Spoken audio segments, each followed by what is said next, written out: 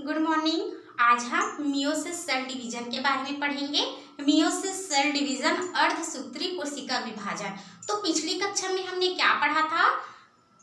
हमने mitosis cell division पढ़ा था, समसूत्री विभाजन पढ़ा था, है ना, जिसमें हमने क्या पढ़ा था कि इसमें गुणसूत्र की संख्या क्या होती है, मातृ कोशिका के समान होती है। लेकिन उसका सेम क्या अपोजिट क्या होता है, मियोसिस सेल डिवीजन होता है, अर्धसूत्री कोशिका विभाजन होता है। ठीक है, तो अर्धसूत्री कोशिका विभाजन में क्या होगा, इसमें एक कोशिका से मतलब एक मातृ कोशिका से 4 नई संतति कोशिकाओं का निर्माण होता है, जिसमें गुणसूत्र की जो संख्या होती है वो मातृ कोशिका के आधी रह जाती है। ठीक है, मतलब मातृ कोशिका में यदि 2n क्रोमोसोम्स होता है, ठीक है, मातृ कोशिका में 2n क्रोमोसोम होगा, तो इससे प्राप्त जो 4 संतति कोशिकाएं होगी उनमें क्या होता है, n मतलब उससे आधी हो जाती है। ठीक है, जिससे क्या कहा जाता है, मियोसिस सेल डिवीजन कहा जाता है। ठीक है, तो मियोसिस सेल डिवीजन जो है वो किस में पाया जाता है, जर्मिनल सेल में पाया जाता है। जर्मिनल सेल मतलब जनन कोशिकाओं में होती है। ठीक है, और जर्मिनल कोशिका क्या होगा, जिसके ओवरी होता है, टेस्टिस होता है। ठीक, तो ओवरी और टेस्टिस में कौन सा विभाजन पाया जाएगा, कौन सा कोशिका विभाजन, मियोसिस सेल डिवीजन होता है। ठीक है, अब हम क्या देखते हैं कि मियोसिस सेल डिवीजन को किसने बताया था। तो मियोसिस सेल डिवीजन को किसने बताया था, फार्मर था, मुरे ने बताया था। ठीक है, इन्होंने क्या बताया कि मियोसिस सेल डिवीजन वह डिवीजन होता है जिसमें एक कोशिका से 4 कोशिकाओं का फॉर्मेशन, एक मातृ कोशिका से 4 संतति कोशिकाओं का फॉर्मेशन होगा, जिसमें क्रोमोसोम की संख्या जो होती है मातृ कोशिका से आधी रह जाती है, इन्होंने ये बताया। तो अब देखते हैं हम कि मियोसिस सेल डिवीजन कितने चरणों में पूर्ण होती है। तो मियोसिस सेल डिवीजन जो है वो 2 चरणों में कंप्लीट होता है। ठीक है, मियोसिस सेल डिवीजन कितने चरणों में कंप्लीट होगा, 2 चरणों में कंप्लीट होगा। एक होता है मियोसिस फर्स्ट होता है और दूसरा क्या होता है, मियोसिस सेकेंड होता है। ठीक है, मियोसिस सेकेंड। अब क्या देखते हैं हम, मियोसिस फर्स्ट। तो मियोसिस जो फर्स्ट में, इसमें कितने कोशिकाओं का फॉर्मेशन होता है, दो कोशिकाओं का फॉर्मेशन होता है। ठीक है, और मियोसिस सेकेंड जो होता है ये माइटोसिस सेल डिवीजन की तरह होता है, तथा इसमें कितने कोशिका का फॉर्मेशन होता है, 4 कोशिकाओं का फॉर्मेशन होता है। ठीक है, मतलब इसमें कितने कोशिका का फॉर्मेशन होगा, 2 कोशिका का फॉर्मेशन होगा। यही जो 2 कोशिकाएं हैं वो मियोसिस सेकेंड में जाता है, और मियोसिस सेकेंड में जाकर के कितने कोशिकाओं का फॉर्मेशन करता है, 4 कोशिकाओं का फॉर्मेशन करता है। ठीक है, तो ये रहा, क्या रहा, मियोसिस सेल डिवीजन, जो कि 2 चरणों में कंप्लीट होता है। एक मियोसिस फर्स्ट होता है और दूसरा होता है मियोसिस सेकेंड। अब देखते हैं हम मियोसिस फर्स्ट। तो ये जो मियोसिस फर्स्ट होता है वो कितने चरणों में कंप्लीट होगा। तो इसका पहला चरण क्या होता है, प्रोफेज। क्या होता है, प्रोफेज फर्स्ट होगा। ठीक, दूसरा क्या होता है, मेटाफेज फर्स्ट होता है। तीसरा होता है एनाफेज फर्स्ट होता है। चौथा क्या होगा, टीलोफेज फर्स्ट होता है। तो मियोसिस फर्स्ट जो है वो 4 चरणों में कंप्लीट होता है, prophase first, metaphase first, anaphase first और टीलोफेज फर्स्ट होता है। तो हम किसके बारे में पहले देखते हैं, प्रोफेज फर्स्ट।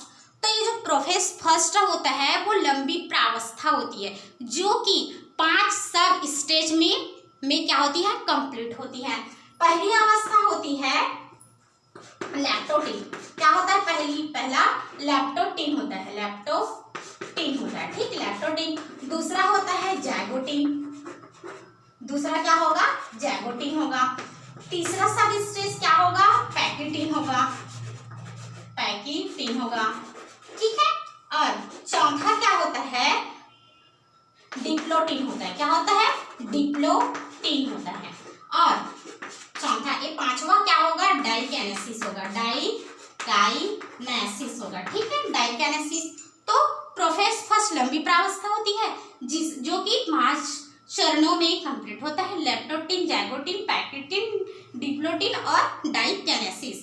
ठीक है, ये जो है ना, ये जो चरण होता है वो कैसा होता है, क्रमानुसार होता है। ठीक है, तो हम सबसे पहले क्या देखते हैं, लैक्टोटीन देखते हैं। क्या देखेंगे, लैक्टोटीन देखते हैं।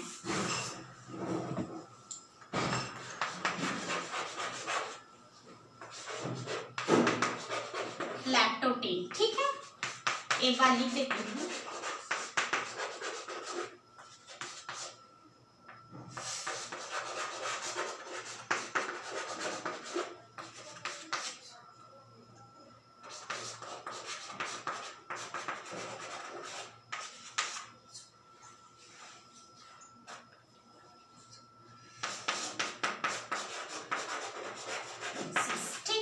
सबसे पहले देखते हैं लैक्टोटीन। तो ये जो लैक्टोटीन अवस्था होती है, ये क्या अवस्था होती है, ये भी लंबी अवस्था होती है, जिसमें जो क्रोमोसोम होता है वो कैसा होता है, पतला, और कैसा होता है, धागेनुमा होता है। मतलब क्रोमोसोम पतला हो और लंबा होगा तथा धागेनुमा होगा। ठीक है, और इसमें क्या होता है, जो क्रोमोसोम होता है वो कैसा होगा, मणिकामय होगा। ठीक है, मणिकामय होगा। जैसे कि माला में जिस तरह से मोती जो होता है वो क्या होता है, गुथा रहता है ना, तो उसी प्रकार से इसमें क्रोमोसोम जो होती है उसी प्रकार से दिखाई देती है। ठीक है, इसमें दो क्रोमोसोम्स के बीच आकर्षण बल भी कैसा होता है, कम होता है। और इसमें जो क्रोमोसोम होता है वो कैसा होगा, मोनोवैलेंट क्रोमोसोम होगा। ठीक है, कैसे क्रोमोसोम होगा, मोनोवैलेंट क्रोमोसोम होगा, जिसमें क्या क्या पाया जाता है, न्यूक्लियर मेम्ब्रेन होगा। इसमें लैक्टोटीन में क्या होगा, न्यूक्लियर मेम्ब्रेन, तथा और क्या होता है, एक बड़ा सा न्यूक्लियस होता है जिसका आकार कैसा होता है, बड़ा होता है। और इसमें क्रोमोसोम कैसा होगा, पतला होता है तथा कैसा होता है, धागे नुमा होता है। ठीक है, तो ये क्या था, हमारा लैक्टोटीन होता है, लैक्टोटीन फेज था। ठीक, स्टेज। अब उसके बाद देखते हैं जाइगोटीन। तो जाइगोटीन में क्या होता है कि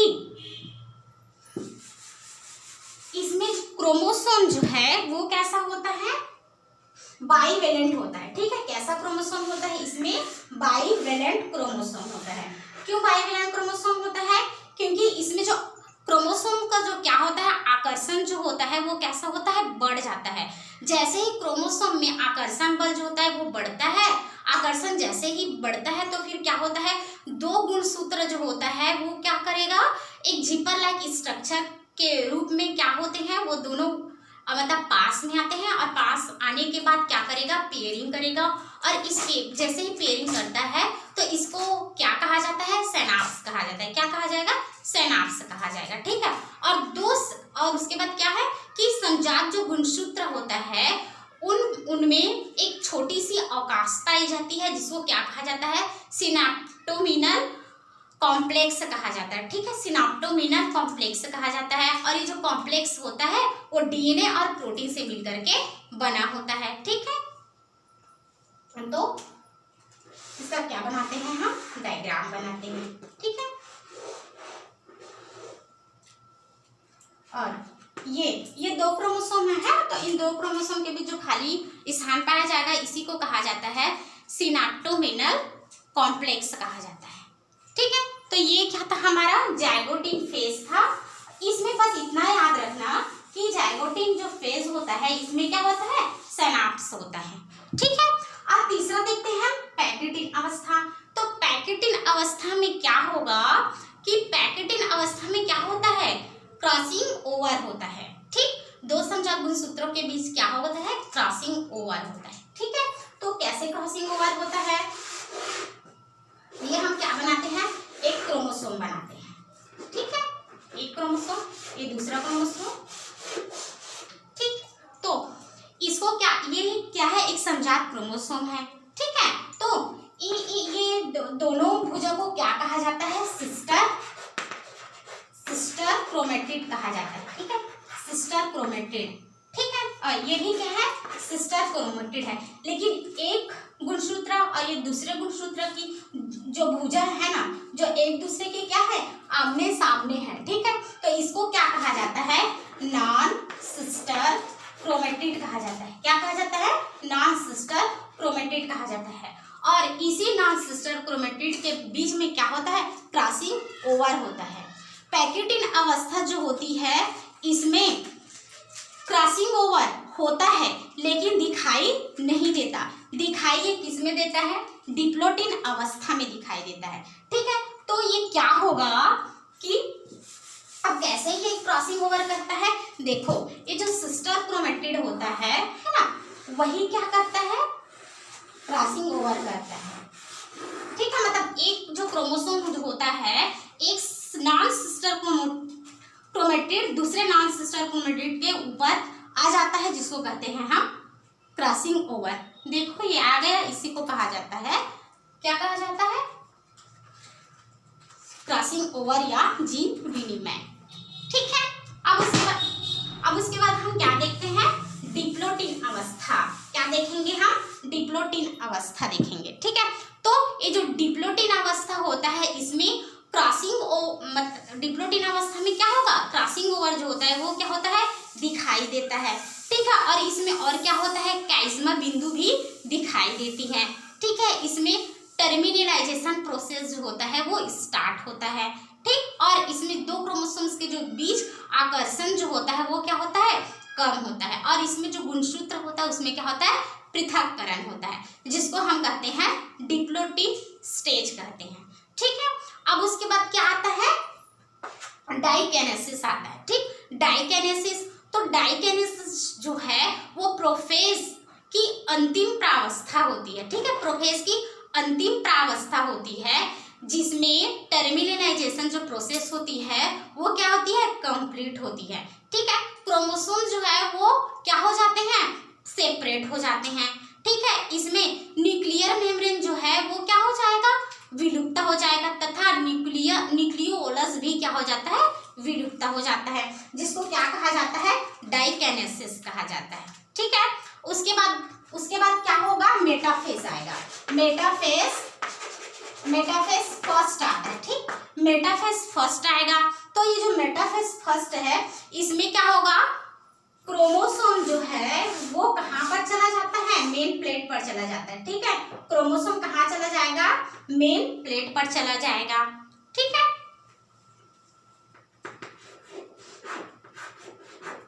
और क्रोमोसोम किधर जाता है? सेंटर की तरफ।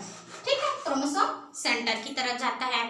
हाँ, तो इसको कहा जाता है, क्या कहा जाता है? मेटाफेज फर्स्ट कहा जाता है। उसके बाद क्या है? एनाफेज फर्स्ट है। ठीक, एनाफेज फर्स्ट। ये एनाफेज फर्स्ट में क्या होता है? जो गुणसूत्र जो बिंदु होता है ना, वो डिवाइड नहीं होता और अपनी अपनी ध्रुवों की ओर क्या ये चली जाती है ना। तो एनाफेज फर्स्ट का यही मेन कैरेक्टर होता है। ठीक है, ये जो गुणसूत्र बिंदु जो होता है वो ये जो ध्रुव है इधर क्या होता है? ये जाना स्टार्ट करता है। ठीक, तो इसको क्या कहा जाता है? एनाफेज फर्स्ट कहा जाता है। अब उसके बाद क्या देखते हैं हम? ये एनाफेज खत्म हुआ, उसके बाद देखते हैं हम टीलोफेज। ठीक है, टीलोफेज देखते हैं। तो टीलोफेज में क्या होगा? देखो, डाइकेनेसिस में क्या हुआ था कि जो न्यूक्लियोलस था वो विलुप्त हुआ है ना, और न्यूक्लियर मेम्ब्रेन भी क्या था? विलुप्त था है ना। तो डाइकेनेसिस का जस्ट अपोजिट क्या है? टीलोफेज है। टीलोफेज में क्या कि इसमें न्यूक्लियर मेम्ब्रेन जो है इसका क्या होता है? फॉर्मेशन होता है, और इसमें बड़ा सा क्या पाया जाता है? न्यूक्लियोलस पाया जाता है। ठीक है, और क्या पाया जाता है? क्रोमोसोम्स पाया जाता है। ठीक है, और क्या होगा? क्रोमोसोम्स होगा ये। ठीक है, ये क्रोमोसोम्स होगा, तथा इसमें और क्या होता है कि दो केंद्रक का क्या होता है? फॉर्मेशन होता है। क्या फॉर्मेशन होगा? दो केंद्रक का फॉर्मेशन होता है। और इसका जो और कैसे दो केंद्रक का फॉर्मेशन होगा? जो साइटोप्लाज्म होता है ना, वो क्या होता है? दो भागों में बढ़ जाता है, जिससे दो केंद्रक का क्या होता है? फॉर्मेशन होता है। और आगे चल के ये जो होता है वो दो सेल का क्या करता है? फॉर्मेशन करता है। कितने सेल का फॉर्मेशन करेगा? दो सेल का ये फॉर्मेशन करता है। ठीक, उसके बाद क्या होगा? अब ये टीलोफेज समाप्त हुआ है ना, मतलब मियोसिस फर्स्ट समाप्त हो गया। अब उसके बाद ये जो दो सेल है वो कहाँ चली जाती है? मियोसिस सेकेंड में चली जाती है, ठीक है। मियोसिस सेकेंड में जैसे ही चली जाती है, फिर क्या होता है, यहाँ पर 2 सेल से कितने सेल का फॉर्मेशन होता है, 4 नई संतति का क्या होता है, फॉर्मेशन होता है, जिसमें क्रोमोसोम्स की संख्या जो है वो मातृ कोशिका से क्या होती है, आधी होती है, ठीक है। हमने क्या पढ़ा मियोसिस सेल डिवीजन में कि क्रोमोसोम की संख्या मातृ कोशिका के क्रोमोसोम की संख्या की क्या हो जाती है, आधी हो जाती है, ठीक है। तो ये क्या था, हमारा मियोसिस सेल डिवीजन था, जिसमें मियोसिस सेल डिवीजन में जो है वो किसमें पाया जाता है, जर्मिनल सेल में पाया जाता है, और क्रोमोसोम की संख्या संतति कोशिका में आधी हो जाती है, ये हमने पढ़ा, ठीक है। तो इसका क्या देखते हैं हम, सिग्निफिकेशन देखते हैं। तो मियोसिस कोशिका विभाजन का सिग्निफिकेशन क्या है कि मियोसिस सेल विभाजन में क्या होगा, विभिन्नताएं उत्पन्न होती है, ठीक है। क्या उत्पन्न होती है, विभिन्नताएं, मतलब मियोसिस सेल डिवीजन जो है वो कोशिकाओं में विभिन्नता को क्या करती है, उत्पन्न करती है, और यही जो वेरिएशन होता है वो विकास का क्या होता है, प्रोसेस होता है, ठीक है। मतलब कोशिका में क्या होगा, वेरिएशन होगा जिससे नए लक्षण वाले जीव की क्या होती है, उत्पत्ति होती है, ठीक है। और ये क्या करता है, मियोसिस सेल डिवीजन क्रोमोसोम की संख्या को पीढ़ी दर पीढ़ी ये क्या करता है, निश्चित करता है। जैसे कैसे निश्चित करेगा, जैसे हमारे माता पिता में है ना 46 क्रोमोसोम्स हैं, तो हमारे में भी कितने क्रोमोसोम्स की संख्या है, 46 ही है ना। तो ये क्या करता है, वही क्रोमोसोम की संख्या को क्या करता है, पीढ़ी दर पीढ़ी निश्चित करता है। तो ये रहा मियोसिस सेल डिवीजन, ठीक है। नेक्स्ट हम लोग मियोसिस सेल डिवीजन और माइटोसिस सेल डिवीजन में डिफरेंट को पढ़ेंगे नेक्स्ट वीडियो में।